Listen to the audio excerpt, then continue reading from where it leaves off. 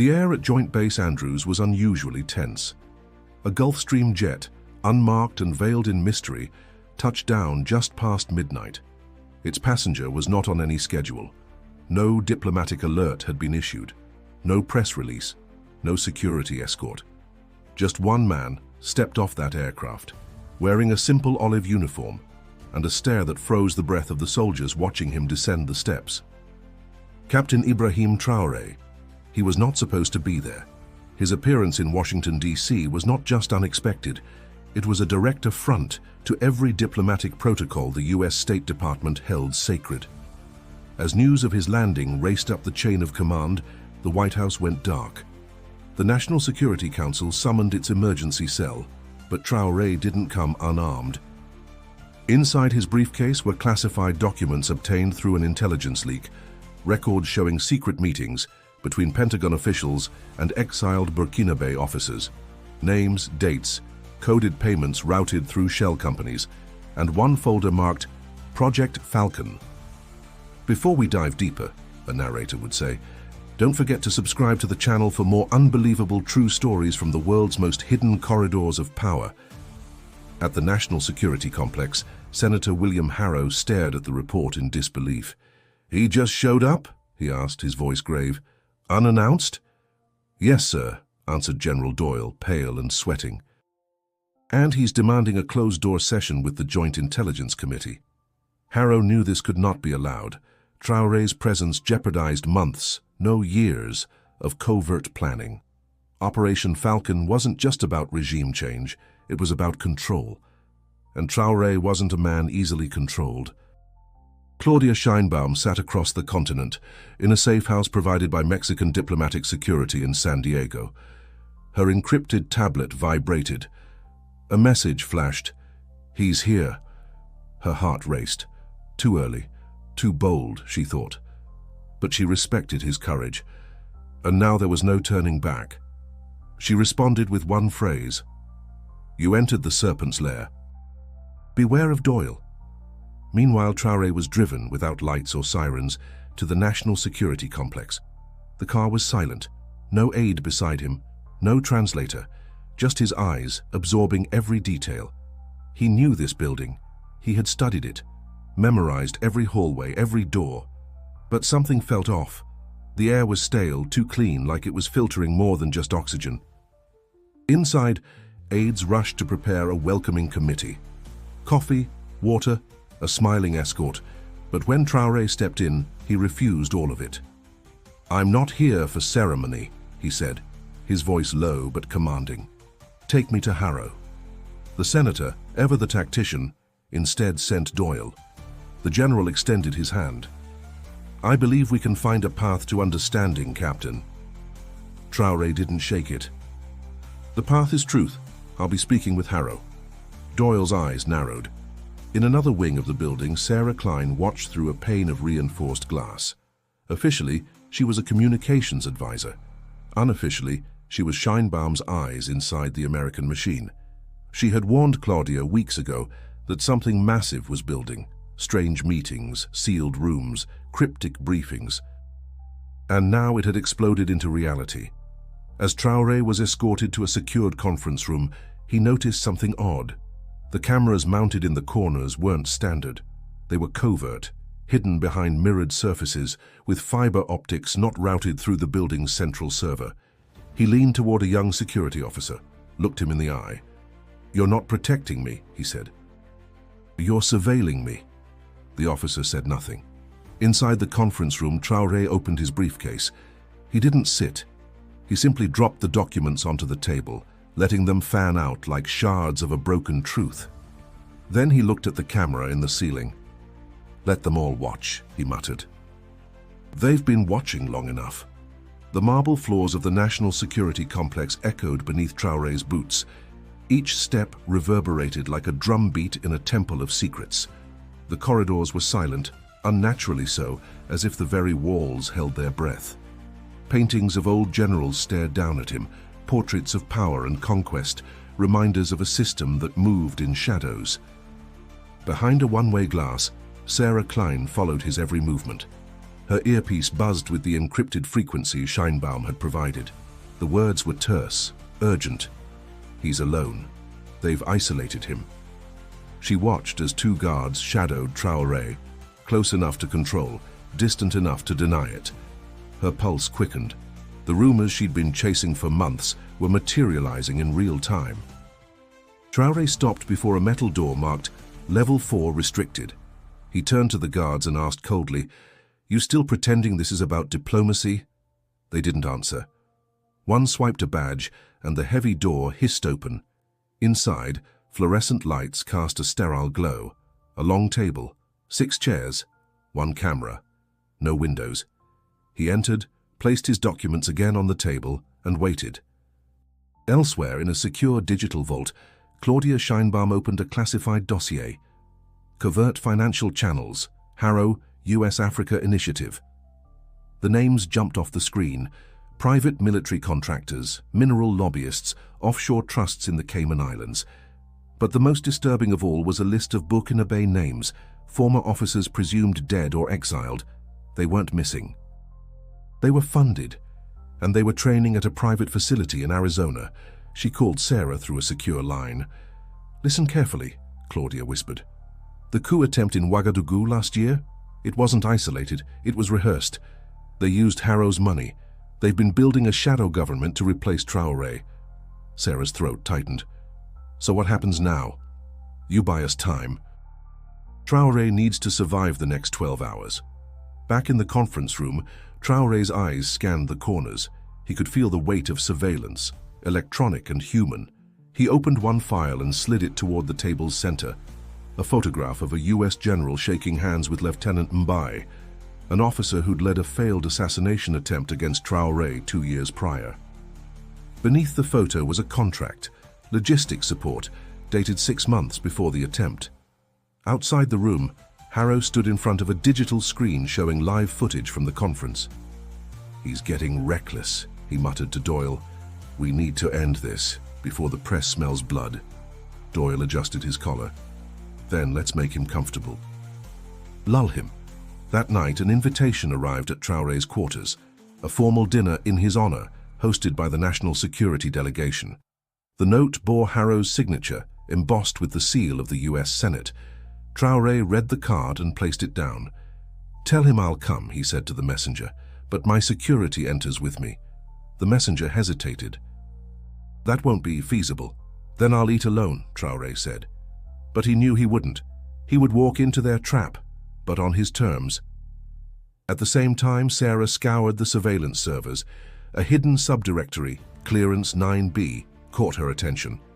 Inside were transcripts of phone calls, logs of intercepted messages, and surveillance footage.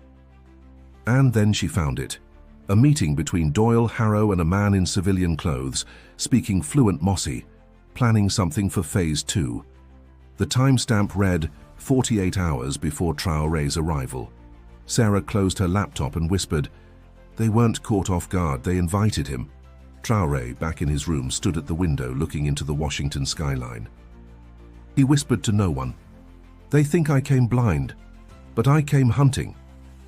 The dining hall was immaculate, long crystal chandeliers casting fractured light across polished oak, the table lined with fine porcelain and polished silver. It reeked of ceremony, but to Traoré it smelled of something else, a trap masked in hospitality. Senator Harrow sat at the head, a thin smile stretched across his lips. General Doyle flanked his side, sipping from a glass of bourbon. Around them were 7 men and women Traoré didn't recognize, private contractors, energy lobbyists, men in expensive suits with lifeless eyes. They were not diplomats, they were investors. "Captain," Harrow greeted warmly, rising to shake his hand, "we're honored by your presence." "Let us speak not as enemies, but as partners." Traoré remained standing. "Spare me the illusion. You don't fund coups to make friends." A flicker of tension passed through the room. Doyle chuckled. "We fund stability, and sometimes that means helping leaders step aside when their time is up." Traoré's eyes burned. "My time is not up. It never was." "But yours might be." While the dinner continued in uneasy silence, Sarah Klein sat in the media operations room on level 2, heart pounding. Her discovery couldn't wait. She activated the secure line to Scheinbaum. "They plan to abduct him tonight," she whispered. "After dinner. They call it Protocol Silence. They have a transport van prepped and a private jet in Dulles waiting for extract." Scheinbaum's voice was icy. "Then we extract first." "But how? He's alone in that room." "Not anymore," Scheinbaum replied. "Check the manifest. An Argentine liaison just landed at Reagan Airport. His name is Colonel Navarro. He's not just a liaison, he's our exit plan." Back in the hall, dessert was served. Traoré hadn't touched his food. Harrow leaned in, voice smooth like poison. "You're a smart man, Captain. You know the West can't tolerate your vision. Align with us, and we'll give you what you want. Recognition, infrastructure, investments. Refuse and, well..." Traoré didn't blink. "And I become a martyr." Doyle leaned forward. "You become a memory." The words hung in the air like smoke. Suddenly, Traoré rose. He reached into his coat, not for a weapon, but for the thick manila folder. With a heavy thud, he dropped it on the table and spread the contents.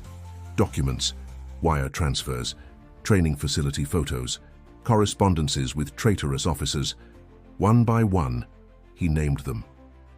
Lieutenant Mbai, Colonel Dakina, Sergeant Issouf, all funded by Harrow's friends, trained on your soil. The room froze. Harrow's face paled. "This is fabricated." Traoré pointed to a photo. Doyle shaking hands with a known arms broker blacklisted by the UN.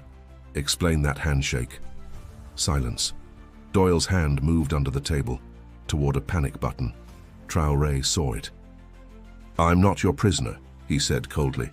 "And if you try to make me one, this entire building goes public." Harrow forced a laugh. "You think exposing this saves you? We control the narrative."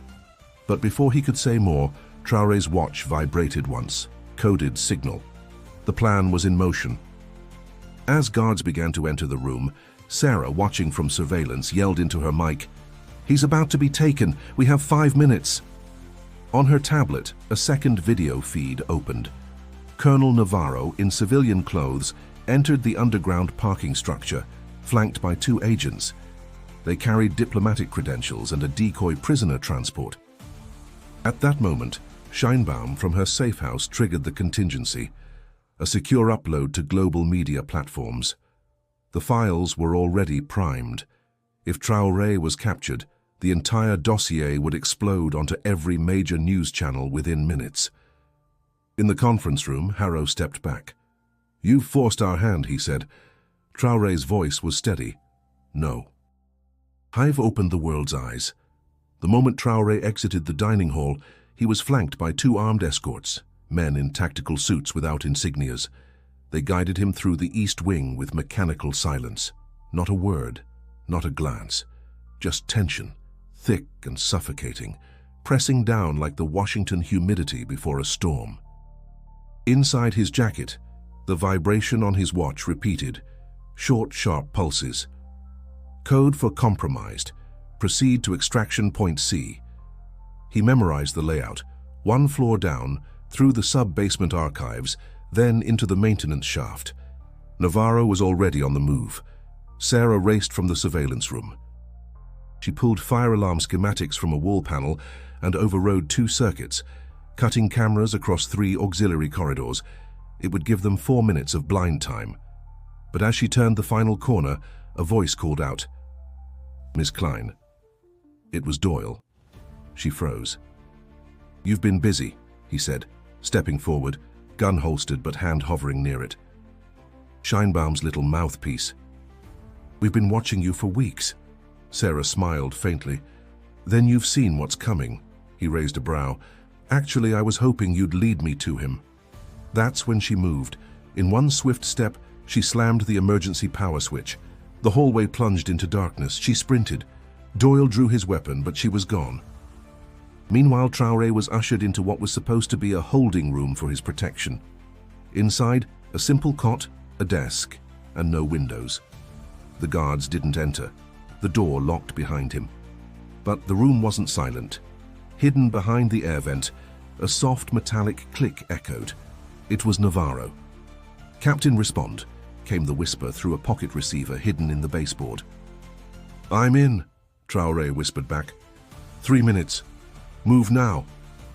With trained efficiency, Traoré dismantled the vent, slid through, and dropped into the maintenance shaft below. The walls were narrow and stale, reeking of oil and rust. Each step was a prayer in motion. At the bottom, Navarro was waiting, dressed as a janitor, holding a fake clearance badge and a pistol concealed in a mop bucket. "Trio took your time," Navarro muttered. "I needed to leave them sweating," Traoré replied, wiping grime from his face. As they advanced through the underground passage, a vibration hit Navarro's phone. "Abort," it read. "Doyle's onto us," Navarro said, grim. "They've locked the exits." Sarah's voice cracked through the comms. "Plan D, West Tunnel. Disused lift shaft." "There's a ventilation stack leading to street level." They rerouted, but time was collapsing. In the security center, Harrow screamed into the radio. "Where is he? He was just in the room." Doyle, bleeding from a graze on his arm, courtesy of Sarah, grabbed the nearest console. "Seal every tunnel, order lockdown, use lethal force." In the tunnels, they heard the hum of drones activating. Red lights blinking in the shadows. Then, boom. An explosion shook the lower corridor. Not lethal, but blinding. A decoy. Sarah had triggered a flash charge to simulate an attack on the eastern wall. All security eyes diverted. Traoré and Navarro used the chaos to breach the old elevator shaft. They climbed gasping as alarms wailed and boots thundered above. Navarro pushed open the rooftop grate just as sirens swelled.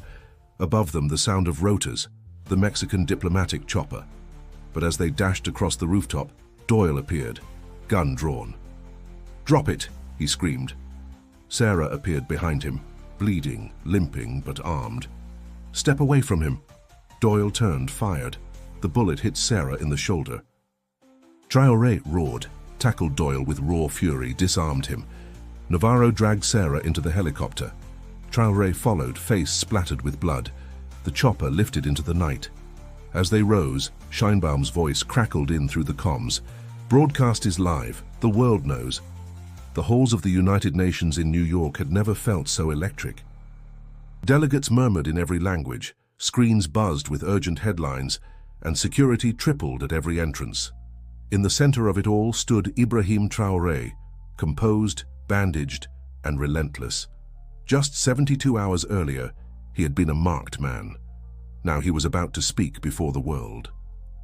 The General Assembly fell silent as he stepped up to the podium. The screens behind him displayed one word: exposed. "My name is Captain Ibrahim Traoré," he began, voice unwavering. "And I have come not to beg for understanding, but to deliver a truth that has been suffocated beneath layers of diplomacy, corruption, and greed." He raised a folder. "These are documents leaked from within the highest levels of the US security complex. They reveal a coordinated effort, led by Senator William Harrow and General James Doyle, to destabilize my country. Not for security, not for democracy, but for power and profit." Gasps rippled through the chamber. Screens changed to images, photos, wire transfers, dossiers, each one more damning than the last. "In Arizona," Traoré continued, "they trained mercenaries to replace my government. In Paris, they planned assassination. In Washington, they plotted my kidnapping, but they failed. In Mexico City, Claudia Scheinbaum held a simultaneous press conference. Behind her, a banner read, "Sovereignty is not a crime." "Captain Traoré is not alone in this," she said. "The documents we verified come from multiple intelligence sources. France confirmed the authenticity of key communications. The Mexican embassy warned the US days ago and was ignored. This wasn't an isolated conspiracy. It was a network." Sarah Klein, recovering in a private hospital suite, watched the broadcast with tears in her eyes. Her wounds still burned, but the truth had been freed, and the world was watching. Hours later, the fallout began. Senator Harrow stood before reporters outside the Capitol building, pale and defiant. "These accusations are false," he said, "fabricated by enemies of American interests." But the evidence was overwhelming. Scheinbaum's government released transaction records, emails, and voice recordings. Traoré's own intelligence unit provided satellite footage of the Arizona training site. Even CIA analysts began to leak confirmations anonymously. Within 24 hours, Harrow was forced to resign. General Doyle vanished. Some said he fled the country. Others claimed he had been disappeared by those he once served. In Ouagadougou, millions flooded the streets in celebration. The failed coup was no longer a mystery. It had a name, a face, and a defeated architect. In one of his final acts before returning to Burkina Faso, Traoré stood on the steps of the UN, surrounded by African leaders. "We are not pawns," he declared. "We are sovereign. We are awake." The world shifted. If this story shook you as much as it did the halls of power, hit subscribe and don't miss the next video, uncovering hidden truths of global politics. Click the video on your screen to see how a failed coup in West Africa revealed the darkest secrets of international diplomacy. Traoré boarded his plane home, flanked by allies, no longer a fugitive but a symbol. As the engines roared to life, he looked once more at the folder that started it all. One name remained uncrossed. The battle wasn't over, but now the world was watching.